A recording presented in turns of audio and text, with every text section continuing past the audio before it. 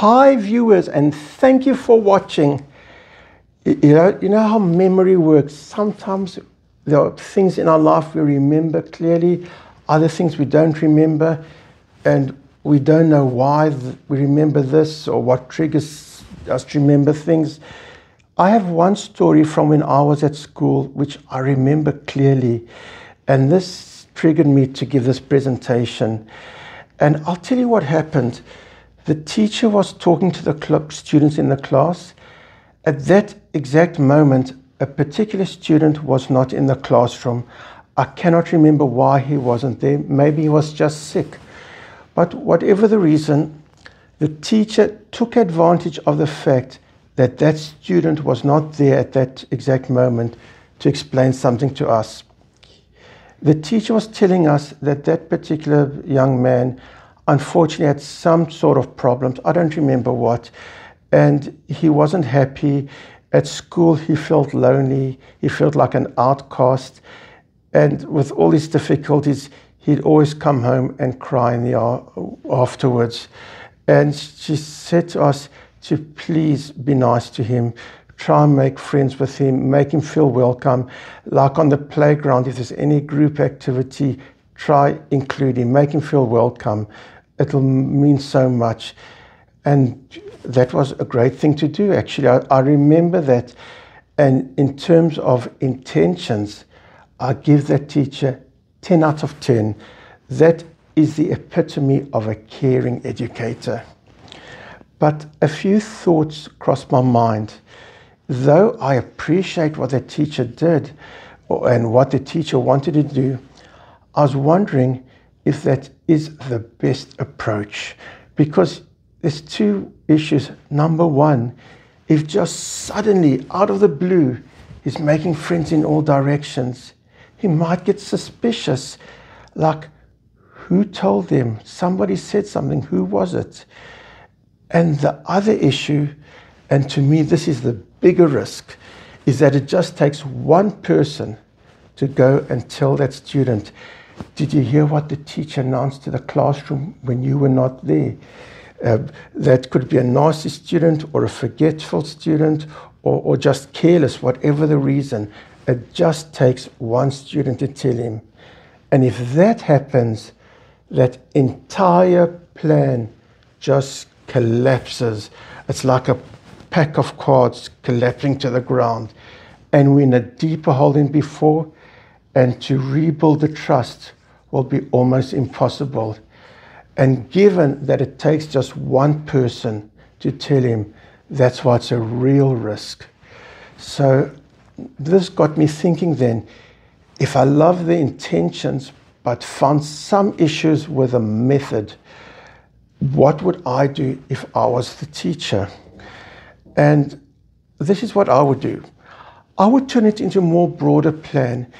Instead of simply me talking about that student and that problem, I can talk about not just students, but people in general and all types of problems and life in general, not just when you're at school. And I talk about the fact that we're all different. And I say, let's pretend, hypothetically, I've got a student sitting next to me here and a student sitting next to me there. This one is so organized, knows where everything is. This one has huge difficulty organizing and always looking for things. But if they have to stand up and give a presentation, the disorganized one would have no problem standing up and presenting himself in front of the group.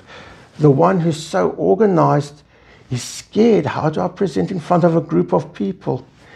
And why is that?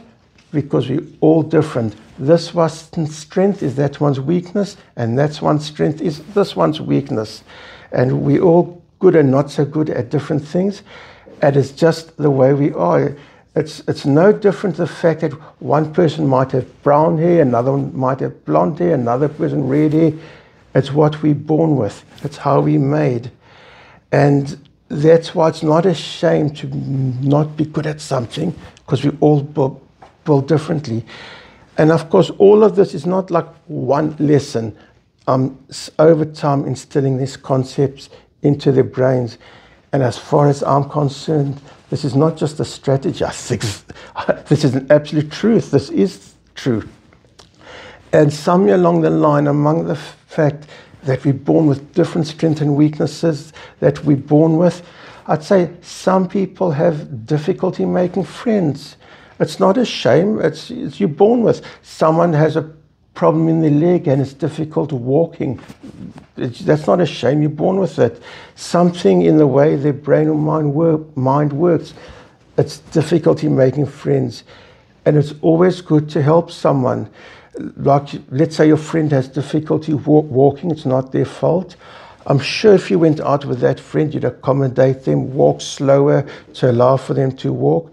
Same thing. I said, if you know of someone who has difficulty making friends, try to be friends with them, make them feel good. It will make you feel good as well. It'll fill your heart so that they make their life easy and make friends. After all, it's not a shame, it's the way they're born. And always, I say in life, if you know of someone, and remember, I'm not talking about here in this classroom, I'm talking about life in general. If you know of someone who you think is lonely or could do with some friends, make them happy and make you happy and make them part of the group. And over time, I weave these ideas into their minds and they'll gradually absorb it. And over time, hopefully, they'll make friends with the students. And in their minds, when they're making friends with a student, they're not thinking, oh, my teacher gave me an assignment to do, so I'm doing it. In their minds, they think, I want to do it. This is what I enjoy doing. It brings me happiness, helping someone. And of course, by doing it over time, it's not all happening at once, so the student won't become suspicious. That's what I thought. As always, what are your thoughts? And of course, you can disagree with me. That's why we have a comment section. Give me your opinion on this situation. I love to hear from you all. And I appreciate that you all sat and watched. Great. Have a great week and talk to you all soon.